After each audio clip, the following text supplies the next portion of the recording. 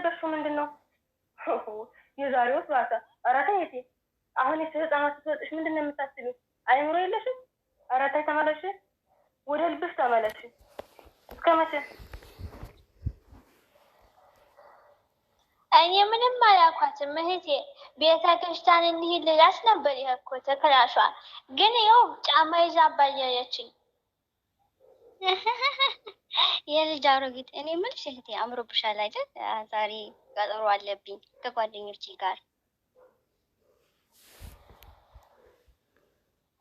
ሀይ ድንቅማ ማለቴ እብድ መስሎ ማማር። እንደው የዛሬ ልጆች መቼ ነው የእናታችሁን ምግባር የምትከተሉት? አይ እንደ ስምንተኛዎች ልጆች እንደው ባትፈጠሩ ይሻል ነበረ።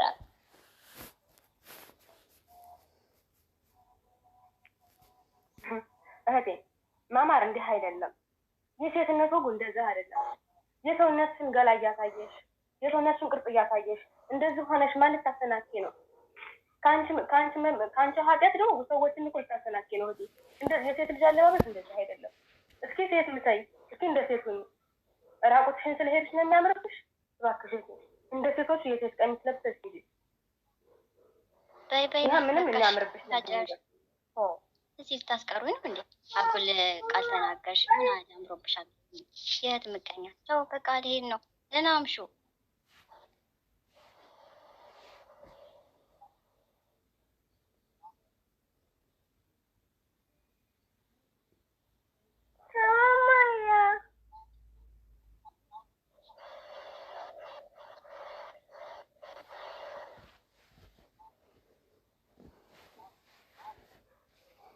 አብረን ነው የምንሄደው። ወደ እነሱ እማዬ በይ። ደህና ዋይ።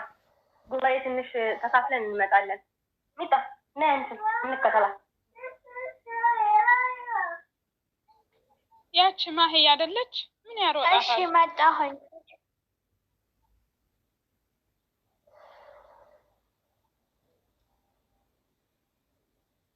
ያቺ ማሂ አይደለች? ምን ያሮጣታል? ማሂ ጠብቂኝ። ወይ ምን ሆነ አይሆን ጓደኛዬ? አረ ጠብቂ። ምን ሆነሽ ነው? ተናደሻል እንዴ ዛሬ?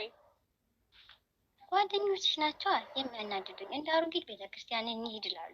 እኔ ወጣትነቴን ገና አጣጥሜ ሳልጨርስ ጉድ እኮ ነው። አይ ማሂ፣ አሮጊት ብቻ ነው ቤተክርስቲያን የሚሄደው ያለው ማን ነው እንዴ? ተይ እንጂ እህቴ። አዎ እድሜውን አጣጥሞ የጨረሰ ነው ንስሐ ቢገባ ቢቆርብ የሚያምርባቸው። እኛ ገና አንዱን ሳንይዘው ንስሐ ቁረቡ፣ ቤተ ክርስቲያን ሂዱ ይባላሉ። ገና ብዙ ይቀረኛል። ወጣትነቴን ሳላጣጥም እንዴት ነው እንደዚህ የምትሉኝ?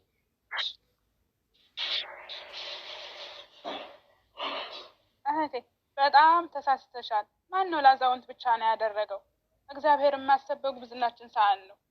ይኸውልሽ መጽሐፍ እንደሚል በጉብዝና ወራት ፈጣሪህን አስብ ይላል መጽሐፍ ቅዱስ። መጽሐፈ መክብብ ምዕራፍ 12 ቁጥር 1 ላይ።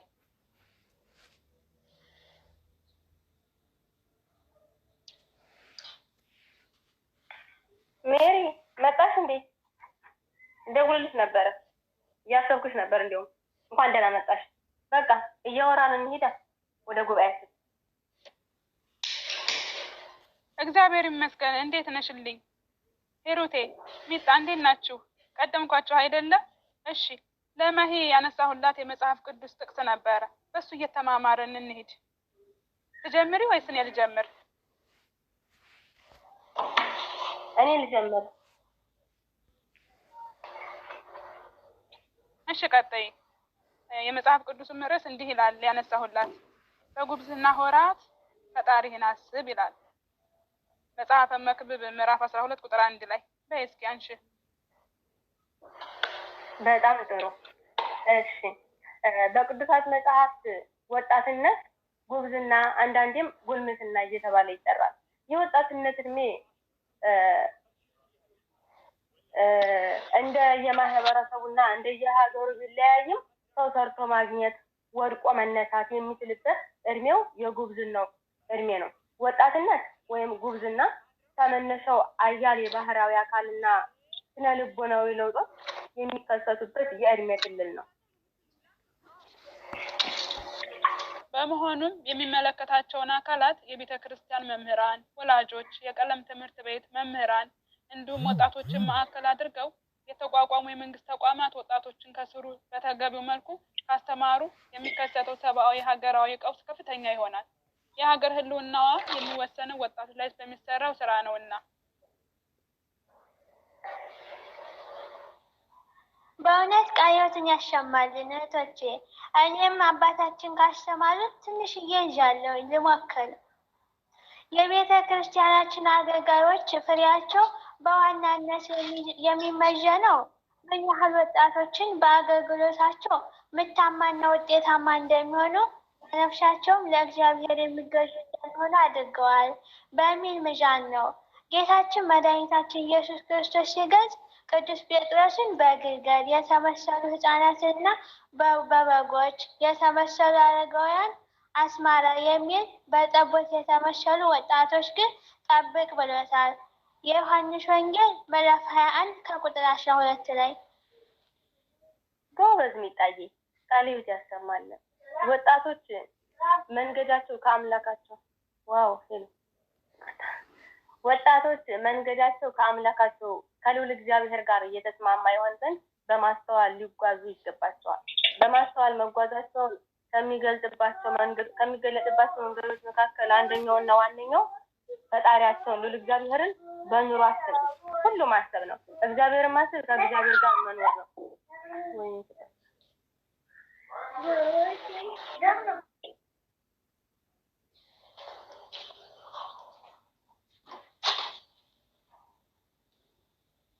ጠቢቡ ሶሎሞን በጉብዝና ወራት ፈጣሪህን አስብ ብሎ የተናገረው ቃል በወጣትነት ወራት ከአምላካችን ከእግዚአብሔር ጋር እንድንኖር የሚያሳስብ ነው። ጌታችን አምላካችን መድኃኒታችን ኢየሱስ ክርስቶስ ለድህነተ ዓለም በመስቀል ላይ በተሰቀለ ጊዜ በቀኙ የተሰቀለው ወንበዴ ጌታ ሆይ በመንግስት በመጣ ጊዜ አስበኝ ብሎ እንደተማጸነው እናስተውል፣ እናዳምጥ። እህቴ እያዳመጥሽ ነው ግን? አዎ እህቴ እያዳመጥኩ ቀጥሉ። እሺ ማሂዬ ጎበዝ። ስለዚህ የወንበዴ ጸሎት ጌታችን እውነት እልሃለሁ ዛሬ ከኔ ጋር በገነት ትኖራለህ በማለት አሰበኝ ለሚለው ጸሎት ከኔ ጋር ትኖራለህ በማለት ከመለሰለት መልስ እግዚአብሔርን ማሰብ ማለት ከእግዚአብሔር ጋር መኖር ማለት መሆኑን እንረዳለን። የሉቃስ ወንጌል ምዕራፍ 23 ከቁጥር 42 ላይ።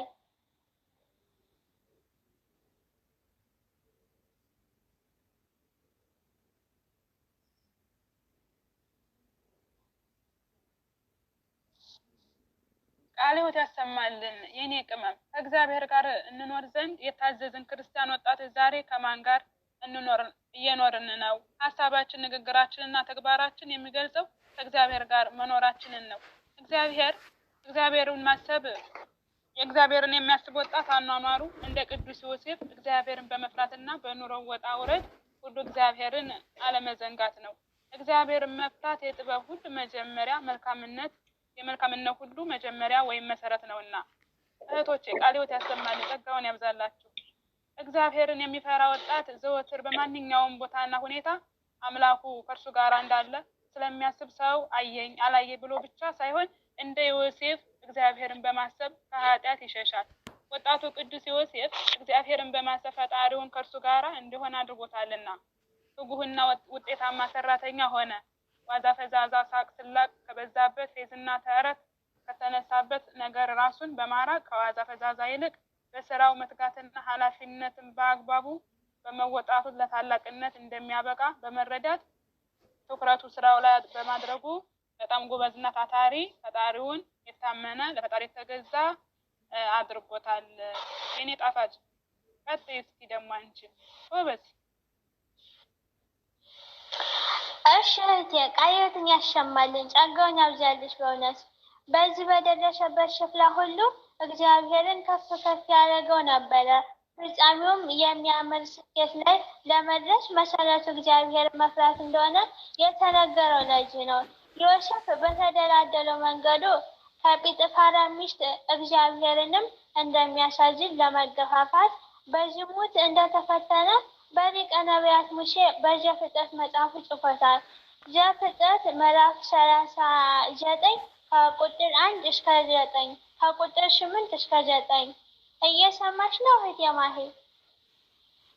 አዎ የኔ ቅመም፣ አንቺ እንኳን ከኔ ተሽተሽ እየመከርሽኝ ነው። የእናንተን ልብ ለእኔ የሚስጠኝ እውነት በጣም ነው የማመሰግናችሁ።